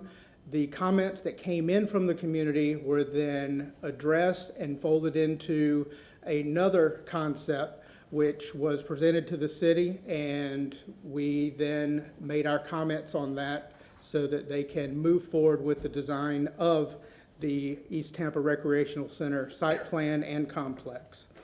And right now, our next meeting is August 16th, and that will be where the final design is presented to the public at Middleton. And that design then will lead into our GMP so that the contractor can start construction in the fall. Councilwoman Hurtak. Thank you so much for the update. I was at that last meeting, and since then, all throughout the community, every time I go somewhere, someone says to me, the seniors are supposed to have their own building. The seniors were supposed to have their own building, separate from the children. They don't want to be with the children. They're very insistent on this. This is what they were promised. This is what they were told. And so I'm really hoping that when it comes back to us, that is what we see, because that is what the community is telling us so loudly. When you do present, one of the concerns I saw at that presentation was there was a very small screen, and a lot of those seniors can't see very well. Anyone can't see. I couldn't see. I was sitting in the back. It was really hard to see the presentation. A couple of folks mentioned if they'd had printouts so that they could look at them. I think that that's 100% what we should be doing with all projects in that when we're in that stage, so folks can really take a look at it, go home, take a look, take the time until they have to present the comments. A lot of folks said that they just couldn't remember which one was which. So I think we did a bit of a disservice there, because folks really just couldn't remember what was where, and they couldn't see it on the screen. But other than that, I appreciate folks coming out and having that conversation. But I will tell you, from now until August, we will still be hearing those comments that the seniors really want a separate center. So thank you. Councilman Maniscalco, then Councilwoman Hurtak mentioned about the seniors, so I'm good. Councilman Carlson. Could you tell us what the total budget is for this project now and what the big buckets are, like the top 5 or 10 big buckets? The total project is right around 40 million. That's total project, design, acquisition. I think it's maybe 41 million, because I believe the CRA put money in for the purchase of property. But the actual design and construction is 40 million. And what are some of the big buckets that's going to go toward? The big items, well, a new senior center. There will be outdoor improved football, sports field, shuffleboard, an open event area, open lawn, restrooms, splash pad, and the playground, improved play areas for 2 through 5 as well as 5 through 12. There will be recreational complex that will take over the current programs at the Fair Oaks Center, as well as a consolidated senior programming. So this was everything that was presented at the meetings that were there based off of the feedback as well. Yeah, and I just wanted to make sure that I recalled everything correctly.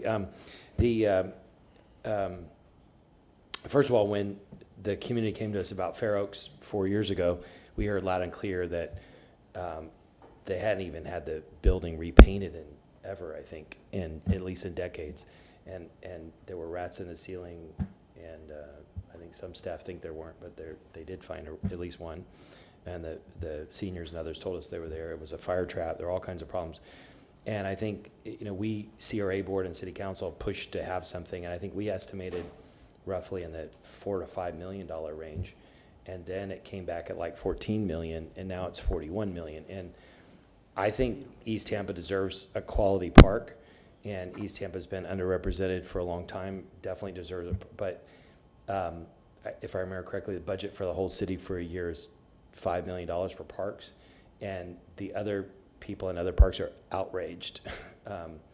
It's going from 5 million to to rebuild the building, or 14 million to add some amenities to 41 million.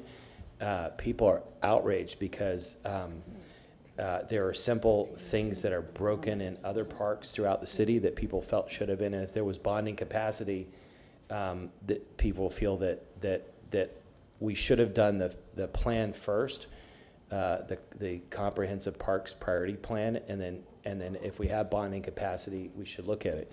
And again, I think that East Tampa definitely deserves a big investment park, but there are other parks in East Tampa that are not being upgraded also, and we're hearing complaints, at least I'm hearing complaints about that. And what I would ask, this one is too late, I don't, but if, as we get closer to the plan and the objective prioritization of the plan, if someone has bonding capacity like that goes above the money that we have annually, I think we have to have a larger, robust discussion about the citywide priorities. And it was easy to tell that building at Fair Oaks needed to be replaced. And it was easy to tell that they didn't have a computer center, a senior, all these other things. But to go from 5 million to 41 million, the people who know about it and the public are really outraged by it. And there are some people in East Tampa who will be happy. The people near the parks that aren't being renovated are not happy. But I think next time we have to do a better job figuring out what we would do with money. And this is more expensive than Julian Lane Park, which everybody thought was extravagant and outrageous. The reason why I asked for the big buckets, the part at Julian Lane that people were in particular incensed about was the boathouse for $12 million. And so I'm hoping that there's nothing like that in this. But please, with all the priorities of parks throughout the city, we're getting more and more complaints all the time, and we need to step back and see what capacity we have. I would have maybe said, let's put 15 or 20 million to this, because that would have been a huge amount of money compared to our annual budget. And then we could have spent 4 times the annual budget throughout the rest of the city to fix things. But please, as we go through the future budgeting process, let's step back and look at the priorities and be objective about the rest of the city, including East Tampa. Councilman Goods. I heard a lot of amenities, but I didn't hear about that gymnastics at all. What happened? I didn't hear about the gymnastics in there at all. It's talked about it. I mean, he might not have mentioned Yeah, it. he But did not mention. He didn't go down every single. Okay, every single detail. There's a lot of things. I know some people in other areas might be upset, but this time I'm gonna say I'm sorry they're upset, because the East Side hasn't got nothing for decades, and I know it's a big amount of money, but I'm sorry they've never had anything as it amounts to money on that side of town ever. I mean ever. So it is what it is at this point. But I just want to make sure that the seniors have their own place. They don't want to be on top of no building. They don't want to be on the other. They want their own place to walk into. I mean, and this whole thing, Fair Oaks came into play later on. But the premise of this whole 2019 was about the seniors and those kids. And it was about the seniors having their own place and gymnastics, so those kids wouldn't have to do dance, step, on the concrete at Jackson Heights and some of the other parks. That way they all can go, because the other gymnastics places our kids couldn't get into, they have no transportation to get to. So those are the ticket items. The Fair Oaks complex came in later, and it was all about Al Barnes. The county gave us $500,000 toward the project, and it was supposed to all be at the Al Barnes part, but the infrastructure that would have cost us more. The deal was broken to bring everything for everyone in East Tampa. So I hope all the children, not children just that community around that Fair Oaks Park, but all the children in East Tampa in that area had a chance to put their 2 cents in as well. Because what I'm hearing, what I'm seeing, that didn't happen.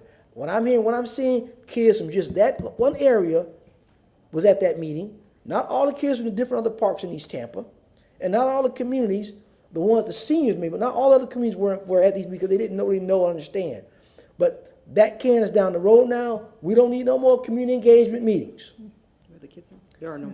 Yeah, we don't need no more community engagement meetings. All we need now is keep moving forward to that day to start breaking ground. We know what we need. We've said it from day one. We need that gymnastics for that dance and step, that senior center.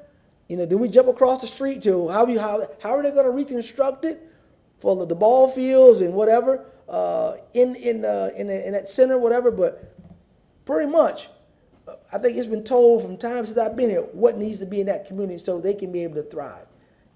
So I appreciate the work, but now it's just time to start just putting that brick and mortar up. We do have one more community meeting, but that's to give them the 100%, because we told them we'd come back with it. So I get it. Just okay. All right. Councilman Miranda. I gotta follow that. That's But you did a been great job. This You thing's been really a did. fight, man. Well, I'm just gonna reminisce a little bit about the old Cascade Park. Skating park. Yeah. It was different then. You had individuals working for the city. There were the park directors in sports at the park, way beyond your time. You had Andrew Spolita with the guys, and you had Miss Mexico with the girls. And guess what? We never saw the girls because they were on the other side of the park, beyond the swimming pool, and we were on the north side of the pool. And he had to teach us football, baseball, whatever we wanted, he had to teach us. There's only one problem. he was only good at one area, that was baseball. And therefore, most of us never went and practiced basketball, not that we weren't looking for it. And then they built the boys club in the early 50s. And Mr. Murphy, Stretch Murphy, he was, I think, the first 7-footer to play professional basketball. And he was the director of that area, and all of us went back to Cascade Park, and all of us went back to the boys club on the same tract of land, really. But doing that, there was nothing about, we had three things. We had a seesaw, for one on each side. There was 4 people could do it, that was it. Then you had an down item that went around, and you pushed it, jumped on it, went around by yourself. And you had a slide, and if you don't watch it, you lose your pants. They're going down because it's halfway cracked. And everybody was happy. Everybody had a place to go before school and after school and on weekends.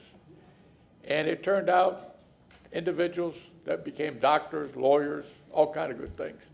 And it's not what you spend, is what the kids leave when they leave the park, about the upfeeling about life. And most of us, we couldn't buy an ice cream cone for 10 cents. That didn't mean to somebody they give you the 10 cents to have an ice cream cone. So it was just a feeling. It taught us about right and wrong. It taught us, it opened your eyes about the world that you might have not known because you didn't have anything. And it taught us about getting along with one another. It taught us a lot more than just sports. So I hope that this is a same thing, as we call it Cascade Park 2, with much more amenities. I don't think none of us would ever made it in the, what you call the Olympic style, the board and the swings and the jumping on the 2x2 board. That we would have never done because none of us were that talented at that sport.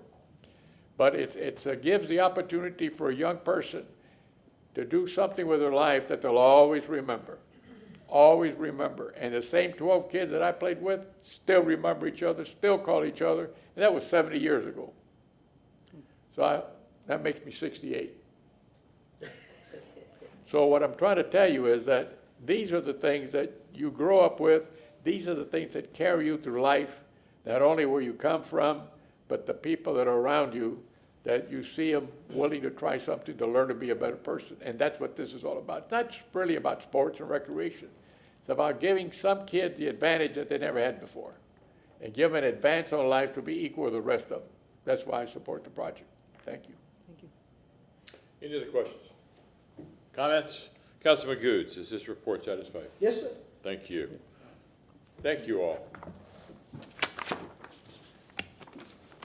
Councilwoman Hurtak. Just a quick question. Will we get a report before August? Will we get an update before August on No. this? On this, no. Okay. So right now, they're going through design to get us to that 100%. So this is their time to take all that feedback from the meetings and then get us to 100% by August. So that'll be our next update. Okay, and so will we have a chance to see this before it goes to the public? Sure, I don't think there's a problem with that. Okay. Wayne, I don't think there's a problem with that. Great, because I think we all need to be prepared. Yeah. So, thank you. Good? All right. I believe we have one more, number 95. File number CM 22-76982. Good afternoon, Justin Vasky, Legal Department. This is with regards to item 95 on the agenda. And just a reminder, City Council had a motion where it requested that legal staff present a draft ordinance that would require contracts over $20 million to be discussed on the agenda 2 weeks before the vote to approve the contract. I provided council with a draft ordinance, and I'm here to answer any questions. Councilman Carlson. Yeah, this is the third time I get to say thank you to the legal department today. This is something we requested, and the staff in good faith today had the second reading of an item they weren't even required to do, and it went fine. This is similar to what we do with real estate items. It just brings it back for a second reading. What I would maybe suggest is that the second time it comes back, somebody just put second reading on it in the header so that if I need to make a motion on that, I can, but if we put second reading, then it's clear that it's coming up the second time, so that we don't have any confusion from somebody who thinks like, here we go again, another 70 million, you just asked for 70 million 2 weeks ago. Okay. But I appreciate the effort. Can we make a motion for the ordinance today, or we need to have it scheduled to come back? We'll schedule it for May 4th. and then Is it scheduled already, or do I need to do it?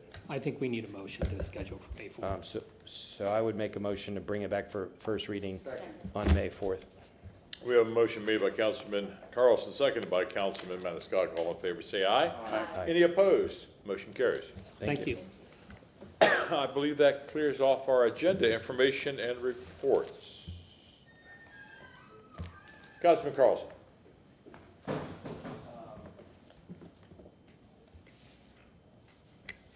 A small one first. It's too bad Vieira's not here. In March, we had an extra Thursday, so we were off, but then we worked the week of spring break. And I would just ask, I would like to make a motion that in the 2024 calendar, we replace, I had the date down and Instead of taking the bye week on the 5th Thursday, with the spring break? Yeah, right now, there's also a leap year, February 29th, that we could add back in. So I forgot to write down the date of spring break, but the Hillsborough County School spring break is like March 18th or something. I would just ask that we either move that date to February 29th, or that we move everything else up. We're now a year out, so we should be able to do it without any problems. You follow me? So my motion is just that we, from here on out, replace the Thursday that falls within the Hillsborough County Schools spring break calendar with another Thursday that's open. Second. If, there is no fifth week. No, but there's February 29th. So what you'll have then is you'll have on. Fifth week in February. There's a fifth week in February. So what you'll have is you'll have 3 meetings in February and 1 meeting in March. Did I hear that correct? Is that correct, or no? Spring break in March. No, you'll have 5 meetings in February. You'll have. And 3 meetings in March. Well, I'm talking about regular meetings. You'll have the 1st, the 3rd, and the 5th Friday. Thursday. Thursday.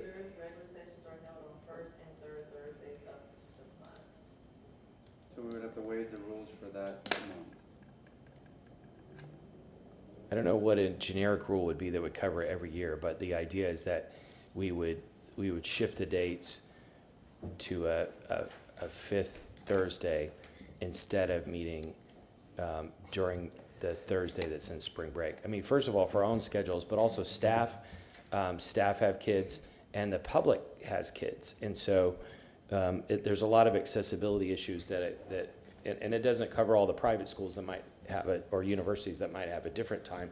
But if we follow Hillsborough County Schools, I was thinking, besides myself, whatever staff members have, all the staff have to be here, and if they have kids, then they're forced to work that week too.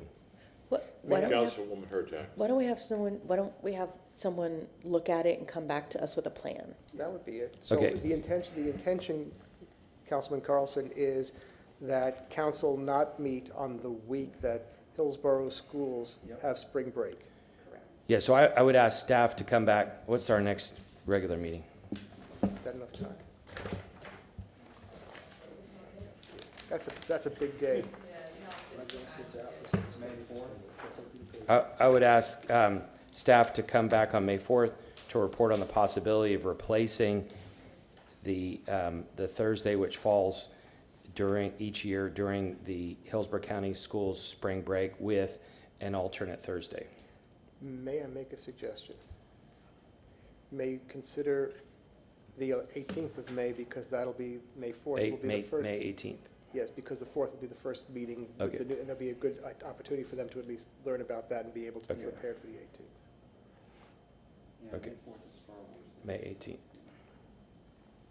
All right, second. We have a motion made by Councilman Carlson, seconded by Councilman Maniscalco. All in favor, say aye. Aye. Is there any opposed? Motion carries. I would also like to make a motion to ask staff to return on May 18th with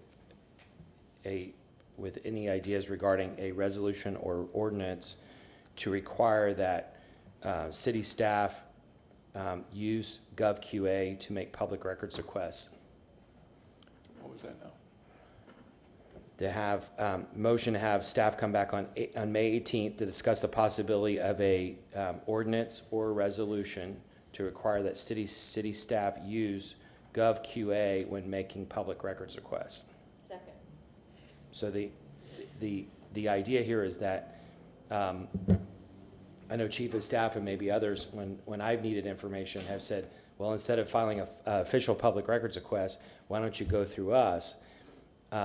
There's no disclosure to the public that that's been done.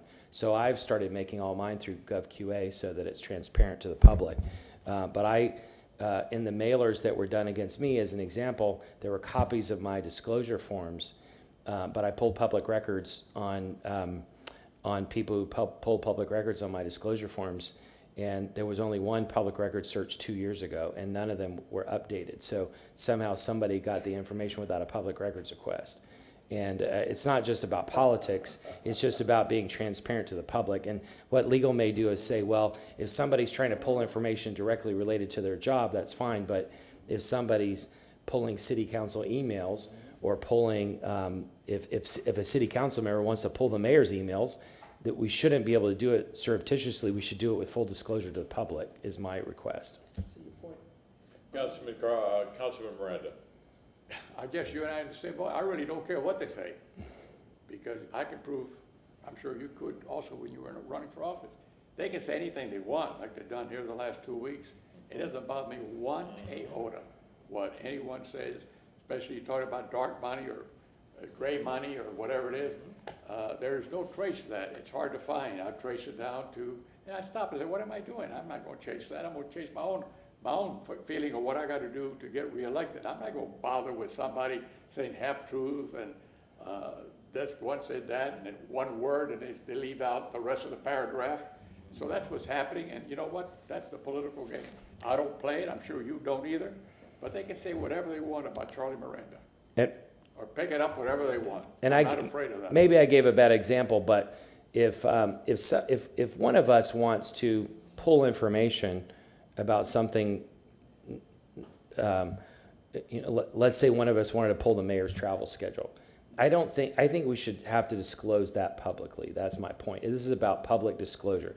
If I wanted to find out the emails to and from legal department regarding one of the motions today, I think I should have to file I think I should have to disclose to the public that I've requested that. I don't think it should be done through back channels. My point is that whatever requests people make, not directly related to their job, should be publicly disclosed. That's the only point. I have no problem with that at all. Second. Because I don't pull any.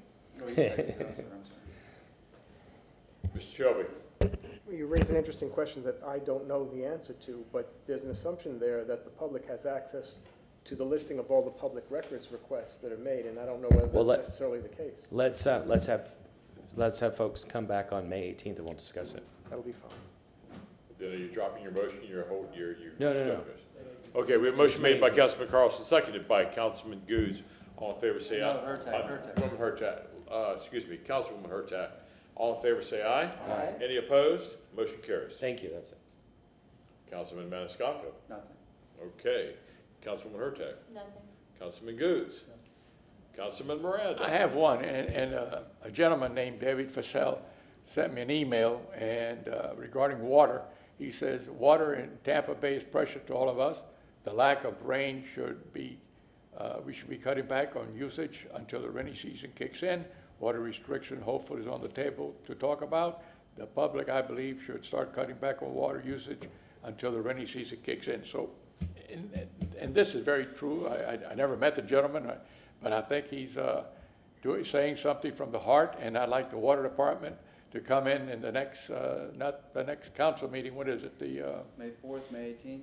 May 18th, I think will be a good one, regarding what the statements I made here, and I'll turn this in as a request so they can explain what's going on, what's the and how they communicate with the general public on the watering days and so forth. And I still have, I believe, the water patrol who goes out and make sure that the people are watering on their day, not on somebody else's day. And they can explain all that better than I can. They're experts at that. I'm not. But I would appreciate it very much if the council votes to approve that. Second. We have a motion made by Councilman Miranda, seconded by Councilman Maniscalco. All in favor, say aye. Aye. Is there any opposed? Motion carries. I need that gentleman's email so I can send him a note that I've done something about it so he can be here possibly if you like. I'm sorry. I'll make you a copy of it and give it to you. Mr. Chairman. Thank you very much. I move to present a commendation to the radio show What's Really Happening, for they've been involved in the community for 6 years, getting important information concerning the city and the county to raising money for organizations. And they have been very outspoken against gun violence and supporting other churches' events. We have a motion from the chairman. Do we have a second? Second. Second from Councilmember Miranda. All in favor? Aye. Any opposed? And that's off-site, you say? No, that will be next Tuesday. We had discussed that. There's only 4 presentations next Tuesday, Right. and I believe we have only 5 that we're allowed to present. Motion to Right. receive and file? Well, I'm sorry, you have, that. So you're going to add that to the agenda for the commendations? Would you be able We'll to have a do that? walk-on then. That's all right? Whatever. No, No. for Tuesday, the 11th. Thank you. All right. Move to receive Whoa, and file? wait. Whoa, hey. Mr. Chairman. Yes, Councilman. Thank you. Excuse me, Mr. Shelby. Yes, regarding the calendar, council, just a reminder, and as you brought it up, council has its last commendation day. It's already been noticed and it's been an agenda prepared. That is this coming Tuesday. A reminder for council that you do have commendations for the ATU, the Police Officer of the Month, the Firefighter of the Quarter, and Angela Alderman, and now we have the 5th one that you've added. But I'd like council at this point in time to make a motion to remove the remaining Tuesday commendation days for the rest of the calendar, because you are going to have those now scheduled for the regular meetings. So moved. Second. We have a motion made by Councilman Maniscalco, seconded by Councilman Miranda. All in favor, say aye. Aye. Is there any opposed? Move to receive and file. Motion Second. carries. But- Can I have a motion to receive and file the documents from March 23rd workshop? So moved. Second. A motion by Councilman Miranda, seconded by Councilman Maniscalco. All in favor, say aye. Aye. Is there any opposed? Motion carries. Motion to receive and file by Councilman Maniscalco, seconded by Councilman Miranda. All in favor, say aye. Any opposed? Motion carries. Without objection, we are adjourned.